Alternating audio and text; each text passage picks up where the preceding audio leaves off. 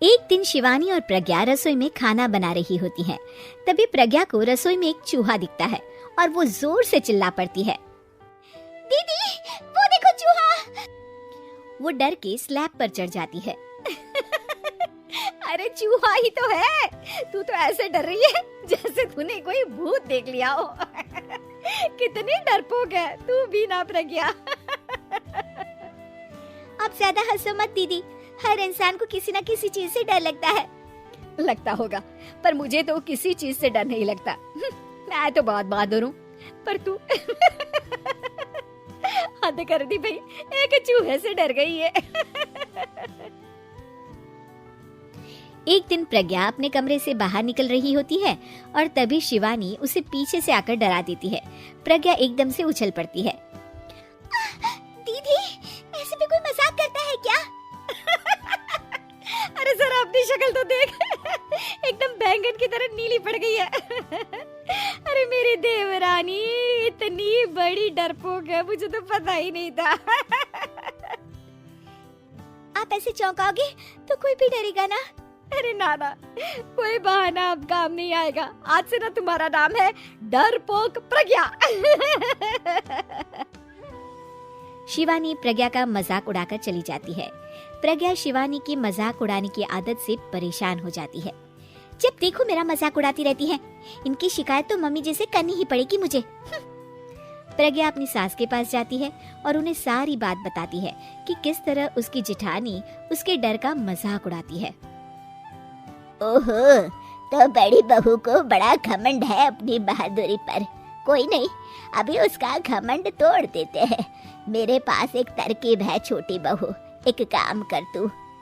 प्रज्ञा की सास उसे अपनी जेठानी को डराने का प्लान बताती है। ये तो बहुत अच्छा आइडिया है मम्मी जी। क्या बात है, आइडिया सुनकर लग रहा है कि आप अपने बचपन में काफी शरारती रही होंगी मम्मी जी। अब आएगा मजा मेरी बहादुर जेठानी जी को। प्रज्ञा अपनी जेठानी को डराने का एक प्लान बनाती है। रात में वो शिवानी के पास जाती है और कहती है, दीदी मुझे ना बहुत डर लग रहा है।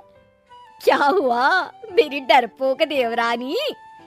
दीदी मैं छत पर गई ना तो मुझे ऐसा लगा कि कोई वहाँ है। ऐसा लगा जैसे मुझे कोई वहाँ देख रहा था, जैसे कोई साया। अरे क्या बक रही हो, तेरा वहम होगा। नहीं नहीं दीदी, आप चलो ना प्लीज मेरे साथ, मुझे तो बहुत डर लग रहा है। मेरी एक साड़ी सूख रही थी, वही लानी है। प्लीज आप चलिए ना ऊपर मेरे साथ। ओफो चल। प्रज्ञा शिवानी को बहाने से छत पर ले जाती है और वो उसके पीछे चल रही होती है। ले आ गए हम छत पर, कहाँ है भूत, दिखा, कहीं तो है नहीं।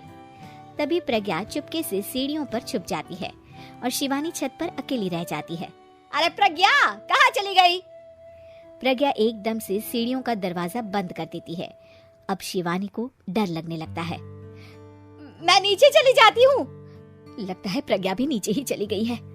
तभी उसके सामने एक खुले बाल सफेद साड़ी में औरत खड़ी होती है। शिवानी उस औरत को देखकर डर जाती है। हाल तू जलाल तू आई बला को टाल तू, हाल तू जलाल तू आई बला को टाल तू।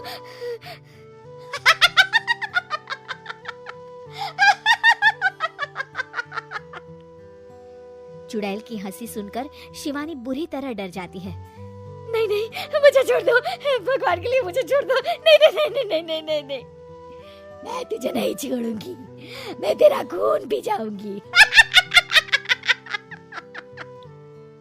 तभी चुड़ैल की हंसी उसकी सास की हंसी में बदल जाती है।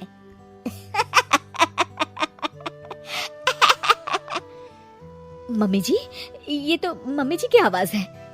शिवानी आंख खोलती है तो सामने उसकी सास चुड़ैल का मेकअप करके खड़ी होती है और प्रज्ञा और उसकी सास जोर जोर से हंस रहे होते हैं।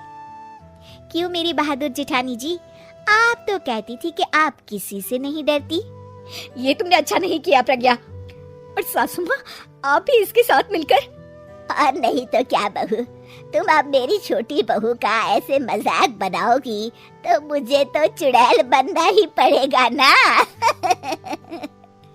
प्रज्ञा और उसकी सास और जोर जोर से हंसने लगते हैं और शिवानी गुस्से में नीचे चली जाती है।